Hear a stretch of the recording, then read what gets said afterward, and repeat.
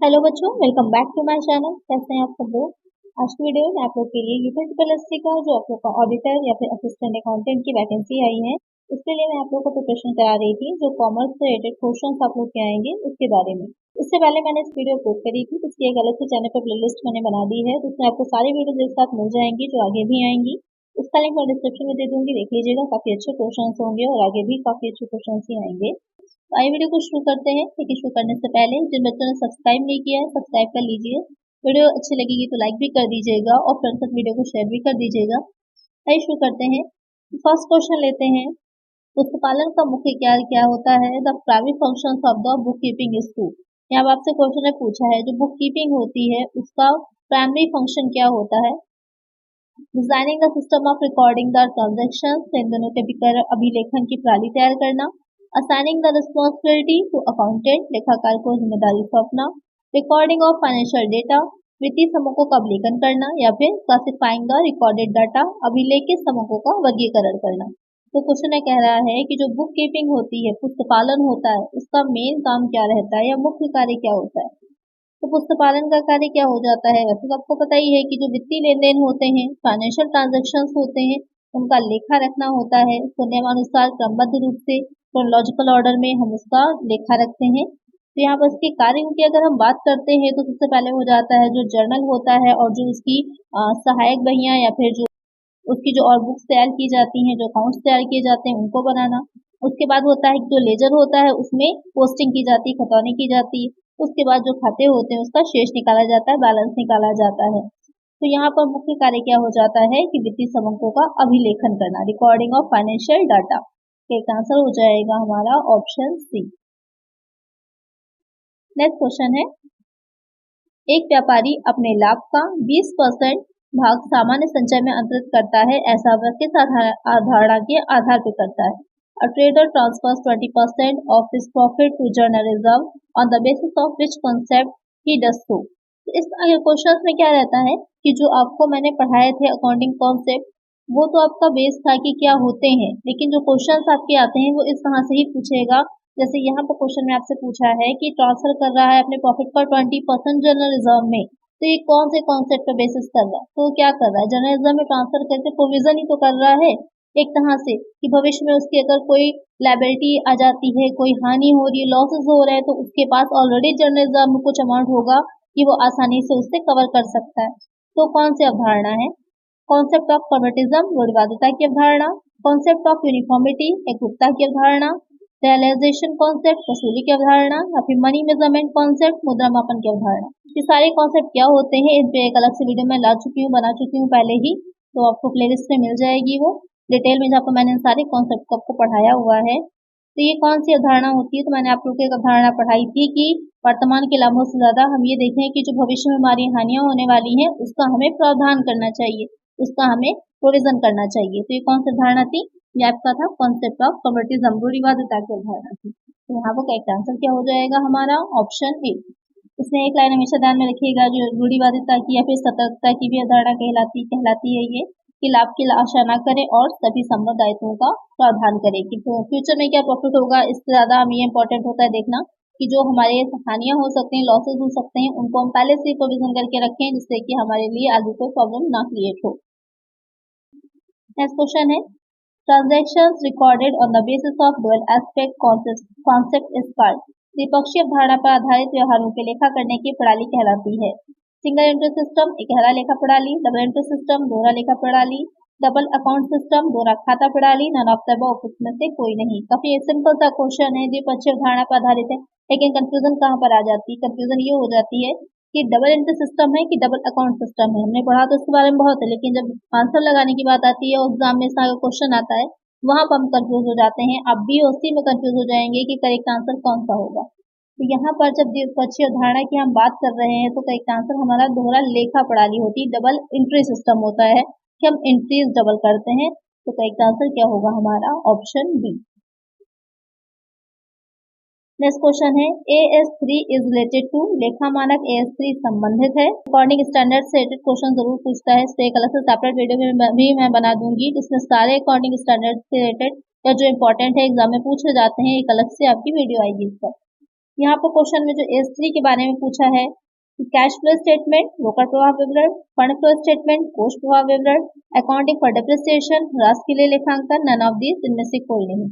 तो जो AS3 है वो किससे रिलेटेड होता है?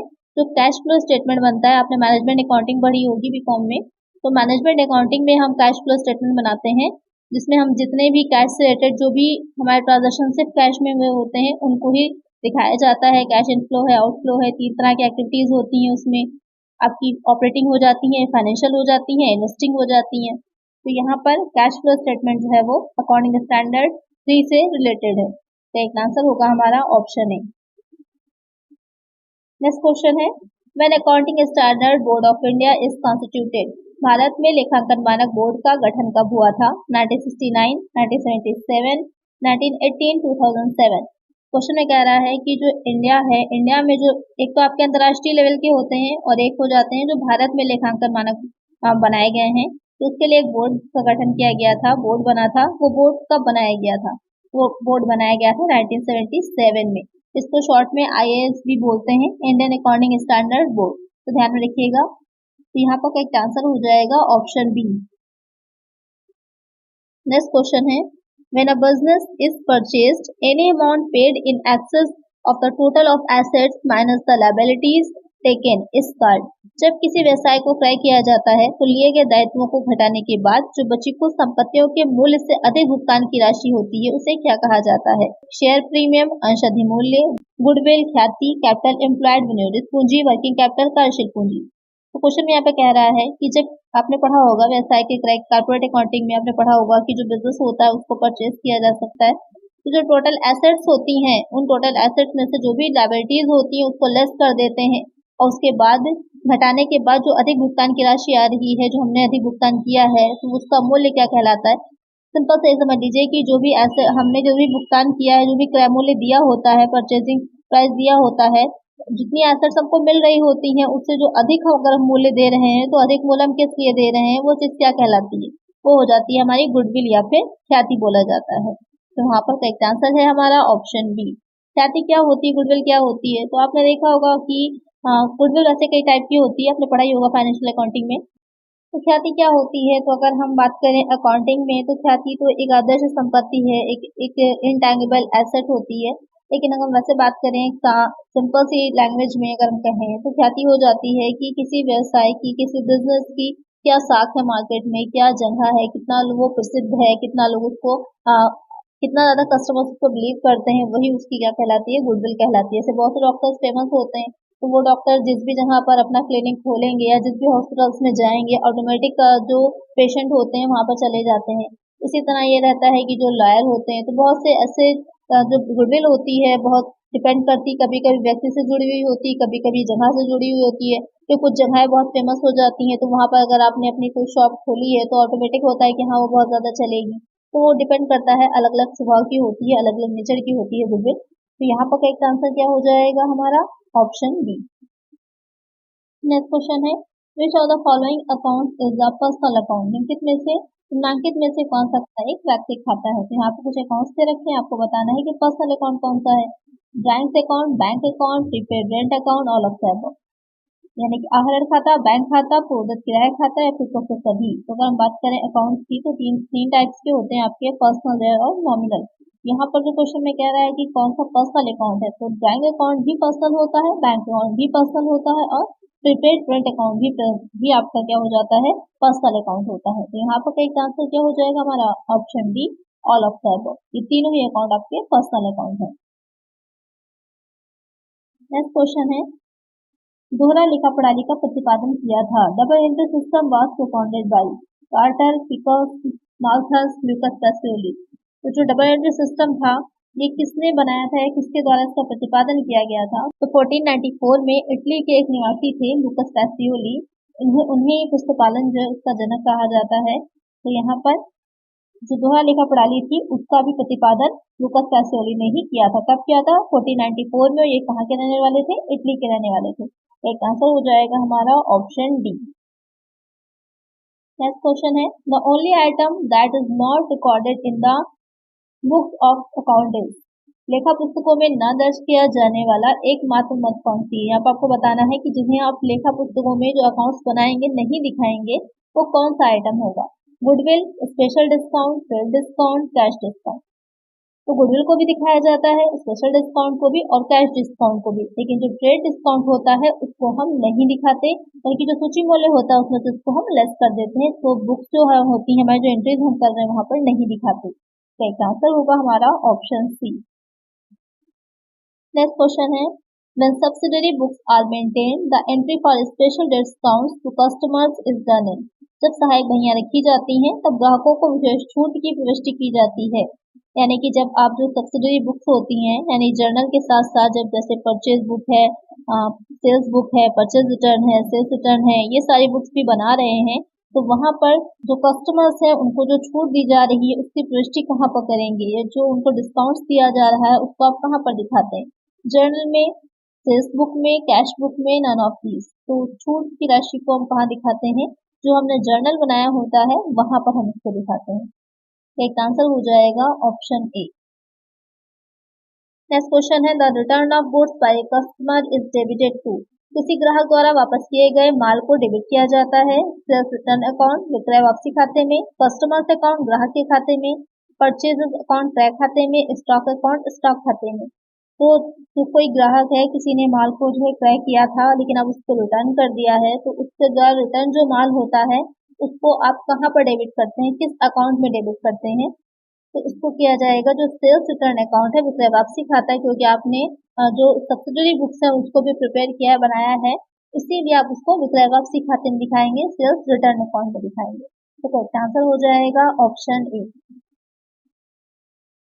नेक्स्ट क्वेश्चन है, the salary paid to a clerk Ramesh should be credited to.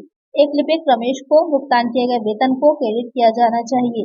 Ramesh account, Ramesh के खाते में, सैलरी अकाउंट वेतन के खाते में, कैश अकाउंट रोकड़ खाते में, प्रॉफिट एंड लॉस अकाउंट लाभानी खाते में। तो क्वेश्चन में कह रहा है कि कोई लिपिक है, कोई क्लर्क है, उसको सैलरी पे की गई है, तो उस सैलरी को कहाँ पर क्रेडिट किया जाता है, तो उसे क्रेडिट किया जाएगा कैश अकाउंट में। एंट्री क्या हो जाएगी, salary account debit to cash account. ये किस तरह का अकाउंट हो जाता है, सैलरी अकाउंट है, वेतन है, तो ये किस तरह का अकाउंट होगा, ये नॉमिनल अकाउंट हो जाएगा। तीन तरह के आपके होते हैं अकाउंटिंग, तीन तरह के आपके अकाउंट्स होते हैं, तो मैंने आप लोगों को बता ही दिया था। इसके क्या रूल्स होते हैं, कैसे इसको एंट्री की जाती है इसमें, तो बहुत सिंपल सा रहता है। आप जैसे कि स्क्रीन पर देख रहे होंगे कि तीन तरह के, एक रियल है, पर्सनल और नॉमिनल, तीन तरह के अकाउंट्स हो गए आपके। जो रियल अकाउंट है उसमें आपका किस तरह से रहेगा, डेबिट क्या करते हैं, what comes in. Real account में वो चीजें आती, अकाउंट में वो चीजें आती हैं जो आपका वास्तविक खाता है। इसमें दो तरह का रहते हैं, टैंगिबल रियल अकाउंट होते हैं, दूसरे आपके इनटैंगिबल हो जाते हैं। जैसे कि टैंगिबल में रहते हैं, बिल्डिंग है, मशीनरी है, फर्नीचर है, कैश है, स्टॉक है, लैंड है, ये सब चीजें आती हैं। और इनटैंगिबल में आ जाता है जो गुडविल होगी, पेटेंट होगा, ख्याति होती है, ये आ जाता है। तो यहाँ पर आपका जो इसमें एंट्री करने का रूल रहता है, क्या रहता है, व्हाट कम्स इन, जो भी एसेट आती है वो डेबिट हो जाती है और जो कुछ भी जा रहा होगा वो क्रेडिट हो जाएगा। पर्सनल अकाउंट क्या होता है, पर्सनल अकाउंट आपका व्यक्तिगत खाता होता है। इसमें किस तरह के खाते आते हैं, इसमें आपके आ जाते हैं तीन तरह के अकाउंट होते हैं। पहला हो जाता है जो स्वाभाविक खाता हो जाता है, जैसे कि सुशील का खाता, राम का खाता, किसी भी नाम से दे रखा होगा वो अकाउंट आ जाएगा। दूसरा हो जाता है जो आपके कृत्रिम व्यक्तियों या व्यक्तियों के समूह के होते हैं, जैसे कि कंपनी का अकाउंट है, किसी इंश्योरेंस कंपनी का अकाउंट है, किसी बैंक का है, किसी कॉलेज का है, किसी फर्म का, क्लब का, ये सारे अकाउंट्स आ जाते हैं। इसमें आपके थर्ड वाला में क्या रहेगा, प्रतिनिधित्व करने वाले, यानी तो रिप्रेजेंटेटिव अकाउंट्स में क्या रहता है, जितने भी आपकी वेजेस हैं, तो आपका रेंट अकाउंट है, इंटरेस्ट अकाउंट है, या फिर डिस्काउंट अकाउंट है, जब आप उसमें प्रीपेड या आउटस्टैंडिंग ऐड कर देते हैं, पूर्वदत्त था या फिर अदत्त आपका ऐड हो जाता है, तो वही अकाउंट आपका क्या बन जाता है, पर्सनल अकाउंट बन जाता है। वैसे तो वो अकाउंट नॉमिनल अकाउंट होता है, लेकिन अगर आप उसने प्रीपेड या फिर नॉमिनल अकाउंट ऐड, प्रीपेड या फिर आउटस्टैंडिंग ऐड कर दिया कि वो पूर्वदत्त है या फिर आउटस्टैंडिंग है, अदत्त है, तो वो आपका क्या हो जाता है, पर्सनल अकाउंट बन जाता है। ये तीन तरह के रहते हैं पर्सनल अकाउंट। इसका क्या रहता है रूल, किस तरह से इसमें एंट्री की जाती है, तो जो कुछ भी रिसीव होता है, जो कुछ भी आता है वो सब आपका डेबिट हो जाता है, और जो कुछ भी जाएगा वो हो जाता है क्रेडिट। फिर आ जाता है नॉमिनल अकाउंट। नॉमिनल अकाउंट में आपके सारे एक्सपेंसेस, लॉसेस आ जाते हैं, और इनकम और गेन, जो भी आप एक्सपेंस करेंगे, जैसे कि अभी मैंने आपको बताया था मजदूरी है या फिर जो किराया है, ब्याज है, कोई दावा है, कोई कमीशन है, कोई चंदा है, इस तरह की जो चीजें होती हैं ये सब आप किया जाती है नॉमिनल अकाउंट में। इसमें किस तरह से एंट्री की जाती है, डेबिट कर देते हैं हम सारे एक्सपेंसेस और लॉसेस को, और क्रेडिट में क्या जाता है जो भी हमारी इनकम होगी और जो हमारी गेन्स होंगी, जो लाभ हुआ है या फिर जो आय हुई है वो सब हमारी क्रेडिट हो जाती है। ये गोल्डन रूल्स होते हैं अकाउंटिंग के, तो बहुत शॉर्ट में मैंने आपको दे दिया है, याद कर लीजिएगा।